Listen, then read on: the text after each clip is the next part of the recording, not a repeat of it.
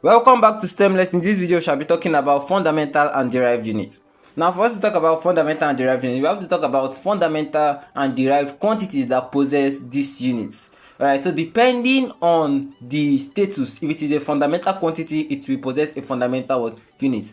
Alright, while derived quantities possess derived units. Alright, so the three most important basic quantities in physics are length, mass, and time. For all we know that physics is a branch of science that deals with the properties and interaction between space, time, matter, and energy. Alright, so now length has to do with the space, measurement of the space. Alright, so length may be defined as the extent of space or distance extended.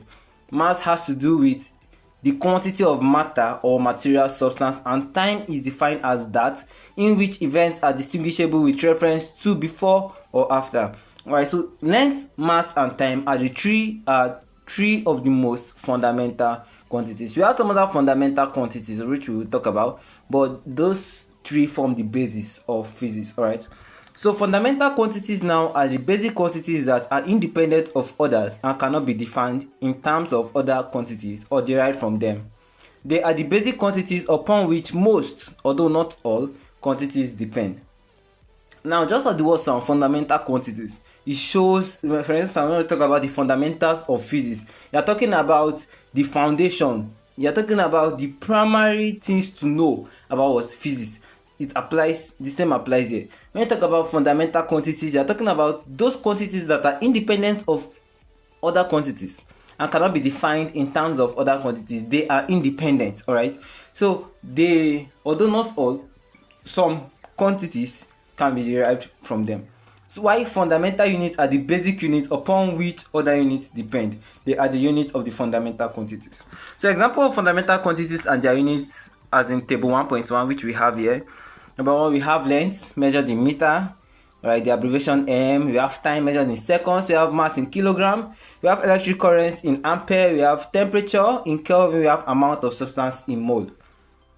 Alright, so the units in the above table are in the SI, that's System International Unit, SI unit. Alright, so the SI is the most important system today. It used to be called the MKS, where we have meter, kilogram, second. Don't forget, I said earlier that length, mass, and time form the basis. That's why we have, although in the table we are given about 6 of them, but if you would remember, I said the basis just contains length, mass, and time.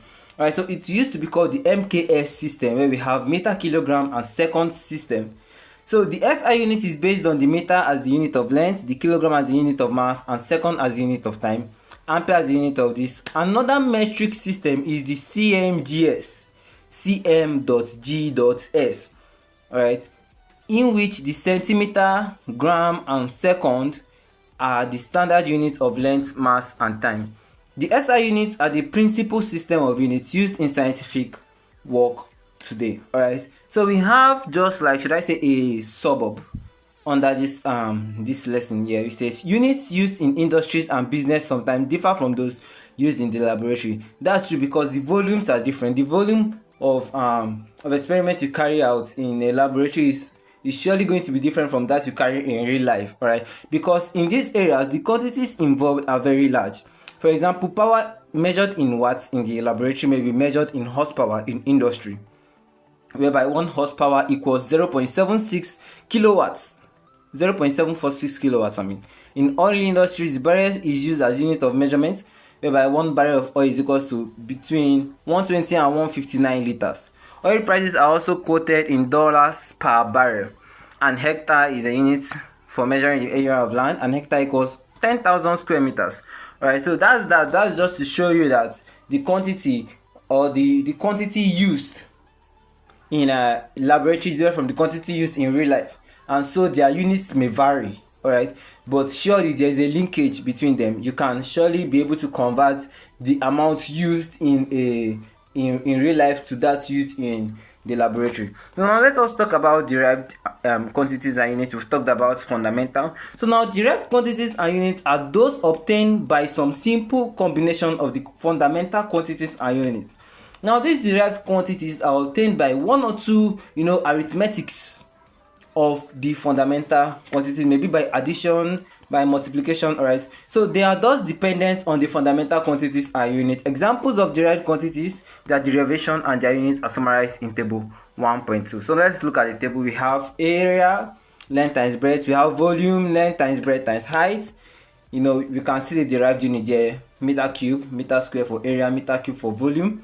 We have density, mass over volume, whereby we have kilogram per meter cube.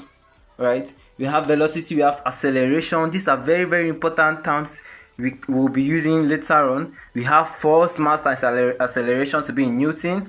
We have energy or work, power. We have momentum, we have pressure, we have frequency. We have a lot of them, so you can just go through that. So we can always obtain multiples or submultiples of the basic unit using the following prefixes. So this, you will see it at the back of most it used to be at the back of most this 60 leaf, 80 leaf. So let us just look at it so that we can, you know, when it's time to make use of it, we won't find it difficult to go back to it. So we have 0.1 to be decimeter. Alright, we have 0.01 to be centimeter. That's, I don't know if you understand. Like for instance, to convert something in meter, to convert a meter to decimeter, you multiply that by what? 0.1 to get decimeter. For example, we have 10 meter.